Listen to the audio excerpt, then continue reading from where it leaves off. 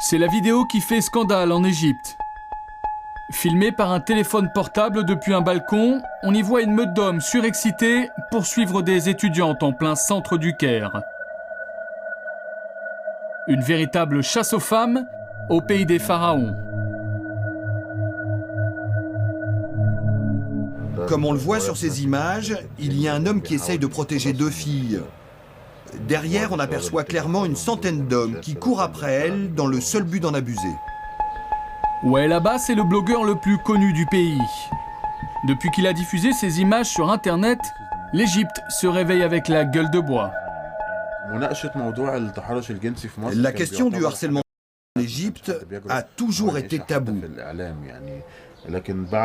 Personne n'osait en parler, mais depuis la diffusion de cette vidéo, les témoignages ont commencé à affluer de partout. Car en Égypte, le phénomène du harcèlement prend des proportions inquiétantes. Selon le Centre égyptien pour les droits de la femme, 83% des filles se sont fait harceler et on compte 55 par jour. Nadia est journaliste. En plein reportage pour l'agence américaine AP, elle s'est fait agresser par plusieurs hommes. Une fois encore, en pleine rue.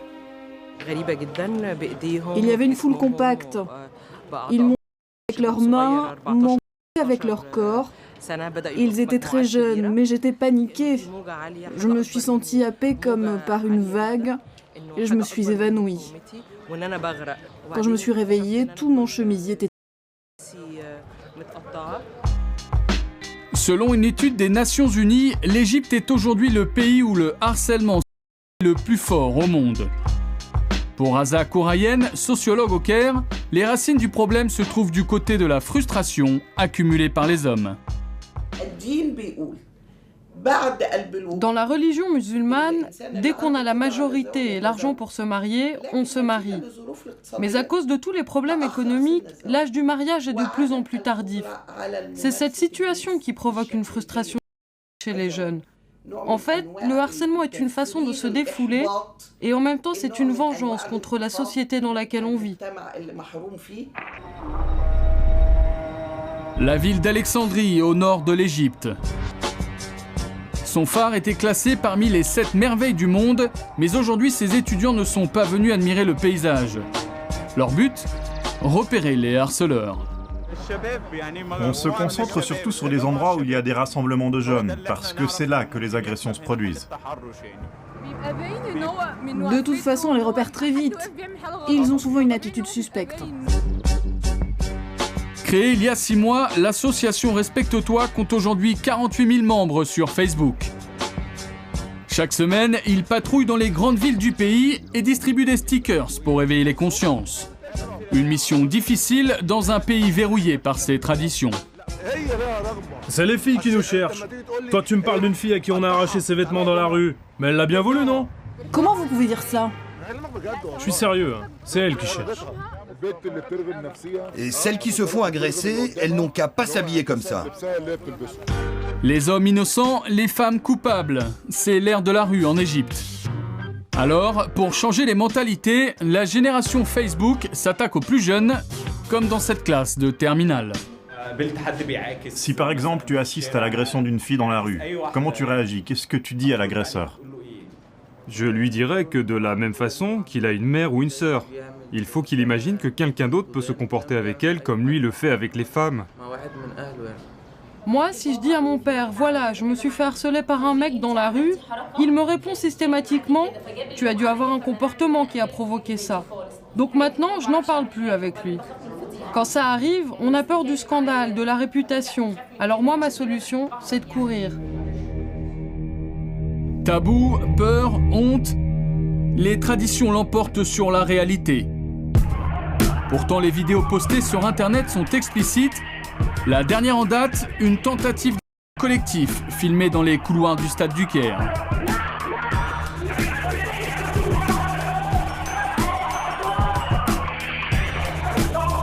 Une mauvaise pub qui force le gouvernement à réagir. Il y a quelques mois, un chauffeur de bus a été condamné à 3 ans de travaux forcés pour avoir touché la d'une étudiante. Une première en Égypte. Je suis très heureuse. C'est un peu inattendu, Mais cette décision n'est que justice. Une décision de justice qui a lancé le débat au niveau national. La première dame en personne est montée au créneau pour défendre la réputation du pays. Dans le plus grand quotidien d'Égypte, Suzanne Moubarak a déclaré que les agressions ne concernaient que quelques femmes. Circuler, il n'y a rien à voir. Une aubaine pour le principal parti d'opposition en Égypte, les islamistes des frères musulmans.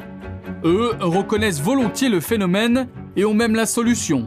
Un retour à la loi islamique, la charia. La charia va instaurer des vraies règles de société. Les hommes devront baisser les yeux devant les filles, ne pas en profiter. En ce qui concerne la femme, elle devra être couverte et montrer juste son visage et ses mains. De plus, elle ne devra pas mettre de vêtements moulants. Les clips vidéo que l'on voit à la télé ou les pubs dans les cinémas qui montrent des parties intimes de la femme seront supprimés car elles excitent les hommes et c'est ça qui mène au harcèlement. L'islam comme solution, le voile comme protection. Depuis quelques mois, les campagnes pro-voile gagnent du terrain. Sur celle-ci, on aperçoit 2 sucettes censées symboliser la femme. L'une avec emballage, l'autre sans et remplie de mouches. Le message est clair, portez le voile si vous ne voulez pas être harcelé. Pas de quoi convaincre ces adolescentes égyptiennes. Elles ont décidé de prendre leur destin en main. Leur solution s'appelle Capitaine Ali, le Bruce Lee du Caire. Lui a inventé une méthode de self-défense spéciale anti-harceleur. Et en quelques mois seulement, le nombre de ses élèves a doublé. Si on te touche le voile comme ça, tu le repousses seulement. Si quelqu'un t'attrape là, tu peux attaquer.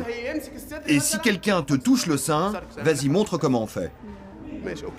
Là, on casse le bras sans hésiter. C'est ça les 3 étapes. 3 étapes pour relever la tête. Une formule qui séduit du Caire aux campagnes. Rania Azazi a 20 ans et a déjà été harcelée plusieurs fois. Chaque semaine, elle parcourt 70 km pour arriver au club, sans regret. Dans mon village, il y a beaucoup de filles qui préfèrent régler le problème du harcèlement en restant chez elles. Moi, je leur dis qu'elles devraient venir à secours, apprendre à se défendre, parce que ce n'est pas en restant à la maison qu'elles vont trouver la solution. On ne règle pas un problème avec un autre problème. En attendant, le débat avance. Une loi pour punir le harcèlement est en cours d'adoption au Parlement et des manifestations font monter la pression au Caire. Le vent de la révolte souffle sur la terre des pharaons. La République arabe d'Égypte doit désormais composer avec ses nouvelles Cléopâtres.